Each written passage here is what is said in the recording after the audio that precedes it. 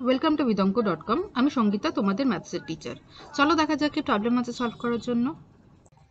একটি দুর্গে 2400 জন সৈন্যের 39 দিনের জন্য খাদ্য ছিল। 15 দিন পরে ওই দুর্গে আরও 800 জন সৈন্য সঙ্গে কোনো খাদ্য না নিয়ে পৌঁছালো। তাহলে অবশিষ্ট খাদ্যে মোট কতদিন চলবে?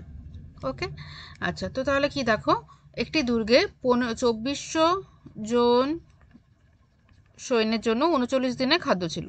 তো 15 দিন পরে ওই 2400 জন সৈন্যের কত দিনের খাদ্য থাকবে? 2400 সৈন্যের জন্য 39 দিন পর মানে 39 minus 15, that is equal to 24, right? 24 এত দিনের খাদ্য ছিল। ঠিক আছে, 2400 সৈন্যের জন্য 24 দিনের খাদ্য ছিল। ঠিক আছে, 15 দিন পরের ঘটনা।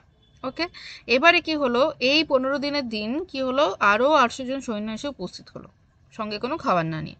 তাহলে এখন মোট সৈন্যের সংখ্যা কত? এখন মোট সৈন্য কত হবে? মোট সৈন্য হচ্ছে 2400 প্লাস 800 মানে হচ্ছে 3200। ঠিক আছে, তাহলে 3200 সৈন্যের জন্য এই খাদ্য কতদিন চলবে? যদি খাদ্যের পরিমাণ কনস্ট্যান্ট থাকে তাহলে সৈন্যের সংখ্যার সাথে দিনের সংখ্যা ব্যস্তানুপাতিক, ব্যস্তভেদে আছে। তাহলে যদি সৈন্যের সংখ্যা বাড়ে তো দিনের সংখ্যা কমে যাবে।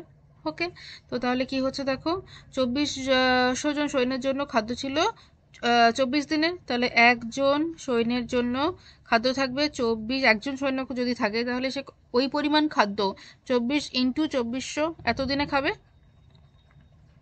তাই তো? আর যদি 3200 জন সৈন্য হয়ে যায় এখন, তাহলে ওই দিনের পরিমাণ কমে যাবে। তাহলে 24 ইন্টু 2400 বাই 3200। ওকে, তাহলে এটা 0 0 কেটে গেল। ওকে, দিয়ে 8 4 32, আচ্ছা 8 দিয়ে কাটবো না, 4 দিয়ে কাটি। 4 8 32, 4 6 24। ওকে, আবার 4 দিয়ে কাটি, আচ্ছা 8 দিয়ে কাটি, 8 3 24। ঠিক আছে, তাহলে 6 3 18 হচ্ছে।